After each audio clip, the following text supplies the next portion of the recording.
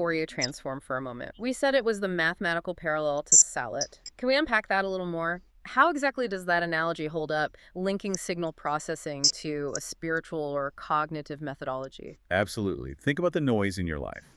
A confusing conflict at work, a recurring argument in a relationship, a persistent negative emotional loop you can't seem to break. These are all complex, messy signals in the time domain, the Ennead cue. Exactly. They are chaotic and hard to understand on the surface. Yeah.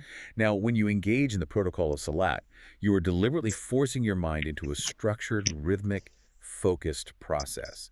That disciplined process acts like the mathematical transform.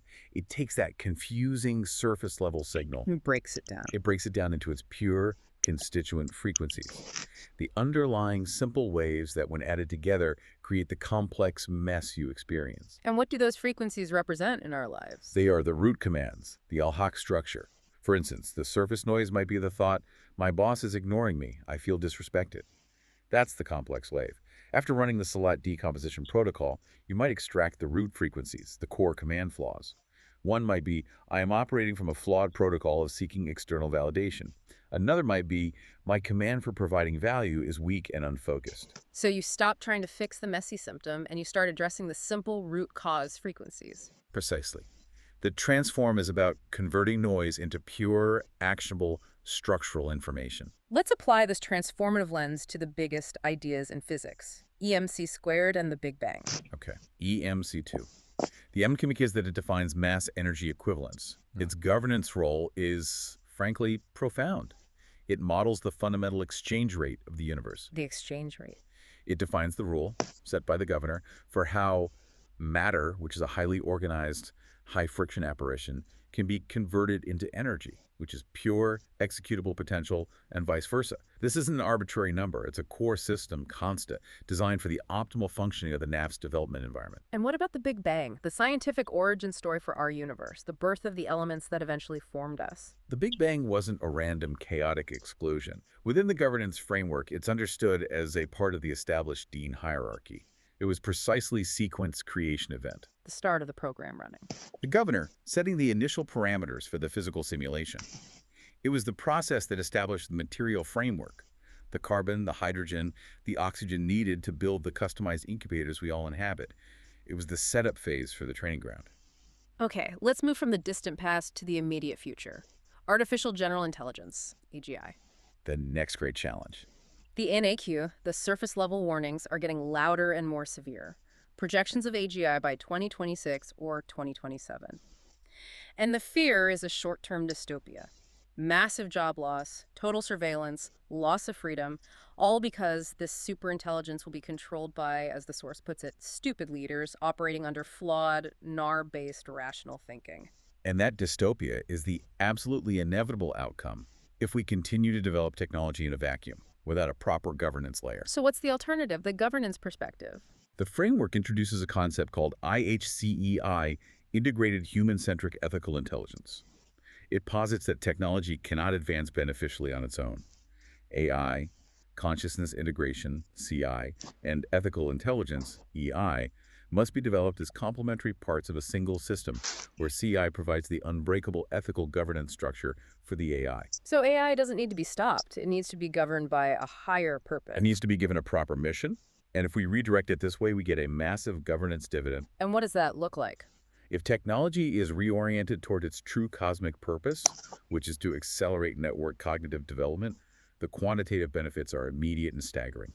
This is where the source material makes its boldest claims.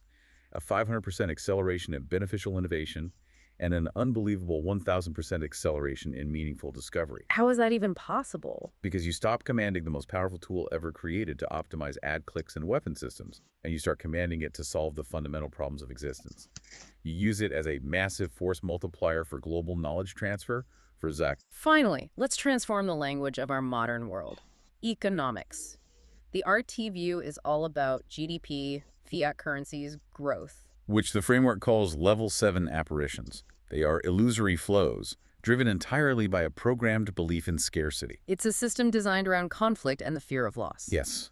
The ADGE framework transforms economics into something it calls efficiency multiplied governance for network cognitive development. The goal shifts completely, Away from growth. away from traditional growth, which inevitably creates rebasystemic imbalance, friction, and decay. The new prime directive is to maximize Baraka. Baraka. Define that in economic terms. What does an economy based on systemic efficiency look like? Baraka is the nonlinear, often unexpected positive yield you get from highly aligned, friction-free inputs. An economy prioritizing Baraka would be governed by the principle of zakat. Resources would flow almost automatically to the parts of the system that need optimization for development. So you're eliminating waste. You're eliminating waste, scarcity anxiety, and the systemic friction caused by competition over illusory resources. The ultimate economic goal isn't a temporary, unsustainable profit margin driven by FAIR. It's modeled as network harmony, aiming for an eternal state of true safety and security for all nodes in the network. We have covered an incredible amount of ground, from the inner architecture of the NAFs all the way to the exchange rate of the entire universe. What is the one single overarching truth that pulls all of this together? The ultimate transformation truth is that all knowledge, every single piece of information you ever encounter, is a potential governance manual. Every story, every scientific paper, every personal crisis is a governance implementation case study. And so the choice we face is simple. It's simple and it's operational. Leave knowledge as entertainment, RT, Yeah. or transform it into governance, ADGE. That's the choice every time. So if you're listening and you decide to make that choice to transform knowledge into governance, we need practical steps. What's the very first protocol someone should implement tomorrow morning? The daily cognitive command audit. Okay, what does that involve? The moment you wake up, before the momentum of the day grabs you, take a minute and identify the dominant Iblis commands that are already running in your system. What would those sound like? They manifest as that background anxiety. Thoughts like, I'm not prepared, or this stress is going to crush me, or I have to rush, I'm already behind. These are faulty, low-grade NAR-based commands. And you replace them? You must consciously and deliberately replace them with governance-aligned commands. Commands rooted in your known capacity, your wusaha, and your commitment to the process, to salat. You do it through focused repetition.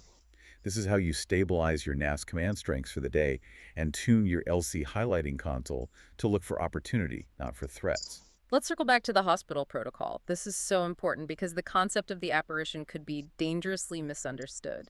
So to be clear, if you have a serious illness or a car accident, do you just try to command yourself to heal, or do you go to the hospital? You absolutely must go to the hospital. To do otherwise is a profound governance misalignment. Because the physician, the surgeon, the medicine, the MRI machine, these are all incredibly complex, high-fidelity apparitions provided by the governor as tools to facilitate the NAFS's development.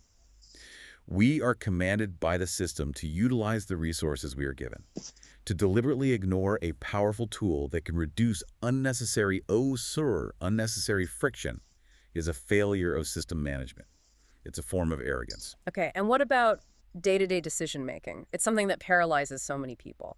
How does this framework change our approach? Decision-making has to be transformed from an emotional gamble into an act of salat. It's a quest for knowledge and system alignment, not a desperate attempt to control the outcome. So the first step is to avoid those quick fear-based reactions. Avoid the Iblis-driven reactions at all costs. They're almost always rooted in fear or desire for instant gratification.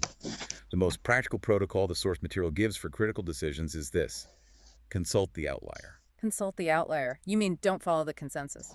Avoid group affirmation like the plague. Consensus and conventional wisdom are very often just manifestations of collective NAR-based deception. They just reinforce the current, flawed LAQ, the surface truth. And the outlier. The outlier, that person in the room who quietly challenges the established narrative, even if they seem a bit odd, they often hold a critical piece of the alagak. Governance demands constant system challenge. If everyone in the room agrees on a major decision, your Taqwa firewall should be screaming, "Warning, potential system flaw detected." To bring this entire massive transformation home, let's recap the bottom line: the governance dividend. These aren't just nice philosophical ideas. The source material claims these are staggering quantitative improvements. They are operational efficiencies gained by eliminating systemic friction. When you switch your OS from rational thinking to governance, you see demonstrable gains across the board. The sources claim a 400% improvement in learning speed because your LC is now highlighting only what's truly significant. And problem solving. 300% faster solution finding because the Salat decomposition process immediately gets you to the root cause instead of wasting time on symptoms. And a 400% improvement in anomaly detection because your Takwa discipline is constantly scanning for system flaws, not just looking for confirmation of your existing biases. And the wider societal impact of all this. It scales up. We've already mentioned the 70% reduction in mental health disorders that comes from command stabilization. And, critically for our future, that 1,000% acceleration in meaningful scientific discovery that comes from redirecting our technology toward its actual cosmic purpose. The governance dividend is the real-world, quantifiable yield of aligning with the established order. So really, this is the pivot point. It is the pivot point for a civilization. An RT civilization will be forever stuck managing symptoms, leading to endless cycles of crisis and temporary fixes. A governed civilization, one rooted in Al-Haq, can achieve permanent root cause resolutions, or what the framework calls genuine sovereignty advancement for every individual nafs. It seems like what you're saying is that the control you're looking for over your feelings, your health, your life, it is real, it's available. But it doesn't look the way we've been taught to expect. It's not achieved through brute force willpower or trying to bend reality to your desires. It's realized through disciplined cognitive governance, through using Salat and Taqwa to align your internal commands with the system's design. Everybody listening has the opportunity to have vastly more control than they currently realize. But that comes with a huge responsibility to maintain that system alignment. It's the ultimate responsibility. Uh-huh. And it suggests that the highest form of belief, when seen through this ADGE framework, isn't about a person in the sky. It's the unwavering belief in a designer, a game designer, if you will, who established a perfect, knowable, and fully operable governance system, the Deen. Which leaves us with one final provocative thought for you to take away from all this. Based on everything we've talked about today, from the highlighting console in your brainstem to the Big Bang itself, the question is this. What AD surface truth in your own life are you currently accepting as a fixed, unchangeable reality that must now be pressed through the rigorous methodology of Salat to extract its true transformative Al-Haq, absolute governance truth? That's a deep dive that should redefine how you look at every piece of information you encounter from this moment forward. Until next time.